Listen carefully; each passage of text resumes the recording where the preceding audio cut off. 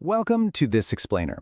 Today, we are taking a fascinating zoom-in, zoom-out journey to understand exactly how artificial intelligence works and why it's changing our world so rapidly. Whether you're actively building these models or just using them to speed up your daily workflow, understanding the mechanics underneath the hood is absolutely essential. So let's dive right in. Here's our quick roadmap for today. We'll start with 1. The generative AI explosion. Then 2. Decades in the making. 3. Inside the neural network. 4. The transformer breakthrough. And finally 5. Impact, challenges, and tomorrow. Section 1. The Generative AI Explosion. Get this, generative AI hit a staggering 53% population-level adoption in just 3 years. To put that into perspective for you, it reached mass adoption faster than the personal computer and actually faster than the internet itself. Add to that, corporate investment globally has more than doubled recently, and organizational adoption has surged to 88%. Make no mistake, we are living through a historic platform shift right now. But this incredible speed comes with a pretty major warning. The Stanford AI Index co-chairs point out that this massive, rapid adoption is vastly outpacing our current societal and regulatory systems. We're basically building and deploying these tools at a breakneck rate, and the infrastructure we need to measure and manage them, well, it's really struggling to catch up. Section 2. Decades in the making. Now, this explosion didn't just happen overnight. It actually builds on decades of milestones. It starts way back in the 1950s with Alan Turing conceptualizing the imitation game to figure out how we might assess machine intelligence. By 1956, John McCarthy officially coined the term artificial intelligence at the famous Dartmouth Conference. Then in the 60s, we saw ELIZA, which was the very first chatbot acting kind of like a therapist. Fast forward to 1997, and IBM's Deep Blue is out there analyzing 200 million chess moves a second to defeat world champion Garry Kasparov. All of these foundational steps ultimately paved the way for that massive public release of ChatGPT in 2022. But it wasn't always a smooth ride. For the longest time, the hardware simply couldn't match the theories. We actually endured what's called an AI winter, stretching from the 1970s well into the 1990s. This was a bleak period marked by massive funding cuts, mostly because the early promises of machine intelligence just didn't match the computational reality of the time. Compare that frozen landscape to the AI surge we're currently living through today, which is characterized by unprecedented funding, highly capable generative models, and, as we saw, massive population adoption. Section 3. Inside the neural network. Okay, it's time to zoom all the way in. The foundational brain behind all this generative AI is the neural network. Inspired directly by human biology, it's essentially a system of interconnected artificial neurons, organized into distinct layers.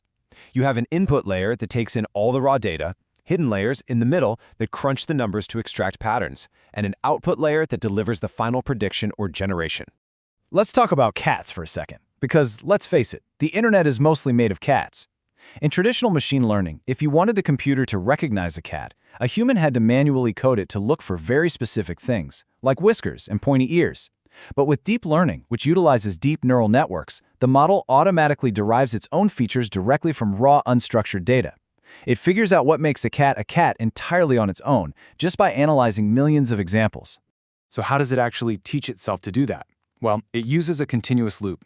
First up is forward propagation, where data is pushed forward through the network so it can make a guess. Then comes the loss function, which measures exactly how wrong that guess was compared to the correct answer. Finally, step 3 is backpropagation. The flow reverses back through the layers, mathematically adjusting the connections to fix its mistakes, ensuring it gets closer to the right answer the next time. While that learning loop is running, the system is constantly tweaking specific parameters. Think of weights as volume knobs. They determine the signal strength and the importance of the connections between neurons. Biases give the network a little extra nudge, an additional value just to ensure data flows correctly, even if the previous unit outputs a 0. And then there's regularization. To keep the model from getting too complicated or just memorizing the data instead of actually learning from it, regularization narrows down those connection weights to prevent overfitting. Section 4.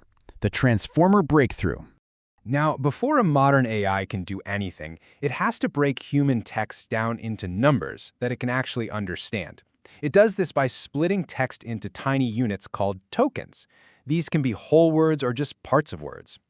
It is absolutely wild to think that even older, smaller models like GPT-2 operated using a massive lookup table, a vocabulary of over 50,257 unique tokens, with each one represented by a dense mathematical vector. Inside the transformer architecture, this magic happens in three main steps. First is tokenization and embedding, turning text into those numbered vectors and adding positional info so the model actually knows the order of the words. Second is multi-head self-attention, and this is where the real magic happens. Tokens share context and information with one another. Finally, the network calculates the output probabilities to statistically determine what the very next token should be. I want to pause on that second step, because the true superpower of the transformer is this self-attention mechanism. In older models, text was read strictly sequentially. That meant the AI often literally forgot the beginning of a paragraph by the time it reached the end.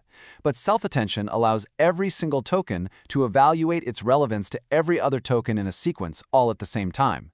It successfully captures long-range meaning and context no matter how far apart the words are. If that sounds like highly technical math, we can actually understand self-attention using a simple analogy we all use every day: a web search. Inside the model, each token is transformed into three specific vectors: a query, a key, and a value. The query is like the search text you type into Google. The key is like the title of the web pages in your results. The model matches the query to the most relevant keys and then extracts the value, the actual content you want to retrieve. And that is exactly how the AI knows which words to pay attention to. Okay, once the model has processed all this context and knows the probabilities of what words might come next, it has to make a choice. This is where temperature comes in. A low temperature setting basically forces the AI to play it safe, picking the most mathematically predictable text. But if you turn up the heat with a high temperature, it flattens those probabilities. That makes less likely words a lot more competitive, which results in highly creative and honestly sometimes very surprising outputs. To finalize the exact text generation, the AI uses a few more clever math tricks. A function called softmax converts the model's raw scores into clean, easy-to-read probabilities between 0 and 1. Then, strategies like top K and top P sampling act as filters. They trim away the highly unlikely and nonsensical words, ensuring the AI only chooses from a pool of plausible options. And that's how it confidently spits out the final sentence you see appearing right there on your screen. Section 5. Impact, Challenges, and Tomorrow. Zooming back out, the duality of AI right now is absolutely stark. On one hand, we have incredible real-world applications. AI is revolutionizing medical diagnosis and personalized treatment, it's powering the computer vision necessary for self-driving cars, and it's supercharging audio and text content generation. But on the other hand, it brings massive, urgent challenges. We're dealing with confident AI hallucinations generating misinformation, fierce intellectual property and copyright disputes, and the very real danger of training data perpetuating systemic biases and stereotypes. When we look at global policy, what we see is a highly fragmented response to these challenges. The data shows no single unified direction. The European Union has enacted the strict prohibitions of the EU AI Act. Meanwhile, the United States is shifting toward a landscape of AI deregulation. We're also seeing a major global trend where developing nations are adopting national AI strategies for the first time. But across all these completely distinct approaches, the concept of AI sovereignty, which is basically nations demanding control over their own AI infrastructure and data, is quickly emerging as a central organizing principle everywhere.